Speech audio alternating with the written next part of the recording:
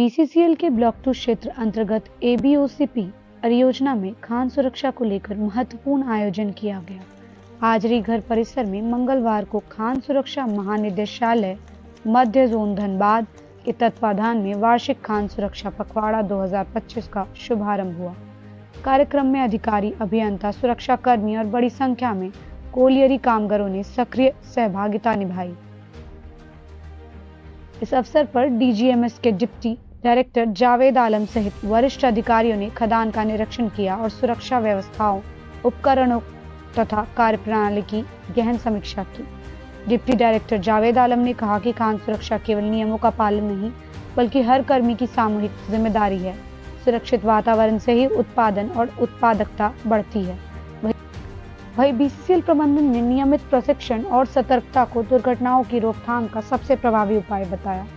अधिकारियों ने कामगारों को सुरक्षा उपकरणों के सही उपयोग, जोखिम पहचान और आपात स्थिति में त्वरित कार्रवाई की जानकारी दी।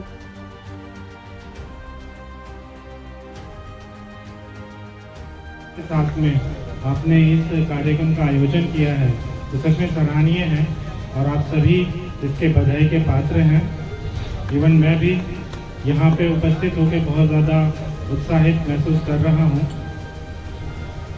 डीजीएमएस के अधिकारी के तौर पे मैं आपको ये बताना चाहता हूँ कि डीजीएमएस का उद्देश्य केवल निरीक्षण करना या फिर उल्लंघन वगैरह देकर उसके ऊपर कार्रवाई करना ही नहीं, बल्कि माइनिंग इंडस्ट्री में एक सेफ वर्क कल्चर को भी डेवलप करने का है। और इसके लिए प्रति वर्ष डीजीएमएस के मार्गदर्शन द्वारा पूरे समस्त भारत में, पूरे भारत के खदानों में इस खान सुरक्षा सप्ताह या पखवाड़े का आयोजन किया जाता है। और इसका मेन उद्देश्य यही है कि जो भी धरातल पे जुड़े हुए हमारे कामगार मजदूर हैं, उनको सुरक्षा के प्रति प्रेरणा देना, उनको सुरक्षा के प्रति जागरूकता देना है।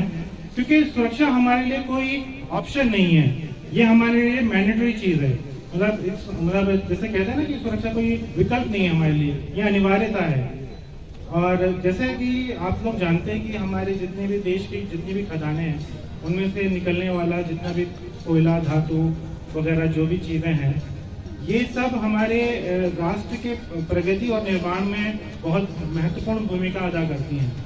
और इन खदानों से निकला हुआ कोयला या धातु, उसके एक एक कण में आप जैसे श्रमिकों के साहस, परिश्रम और रिस्क भी जुड़ा हुआ है। अलग अलग खदानों में अलग अलग तरह के रिस्क एसोसिएटेड रहते हैं। ओपन कास्ट के अलग रिस्क हैं, अंडरग्राउंड के अलग रिस्क हैं। जैसे ओपन कास्ट अगर मैं बोलूँ तो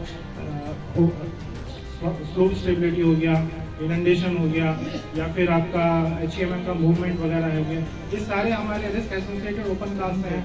अंडरग्राउंड के अलग रिस्क हैं। और जो रिस्क हमें रोजाना दिखाई देते हैं वो हमारे लिए सबसे ज़्यादा हानिकारक होते हैं।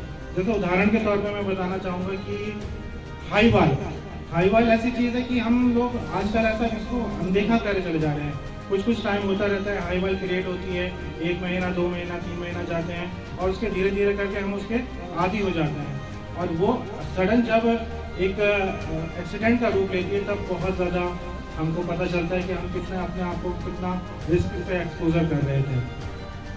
साल 2025 जो है वो बीसीसीएल के लिए बहुत ही अनफॉर्चुनेट ईयर रहा है, क्योंकि हमने बहुत सारे कई एक्सीडेंट देखे हैं जिसमें जान माल की भी हानि हुई है।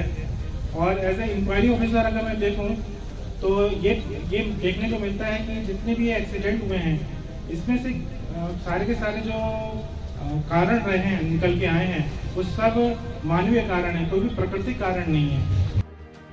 जानकारी दी। कार्यक्रम के अंत में सभी ने सुरक्षित कार्य संस्कृति को अपनाने का संकल्प लिया।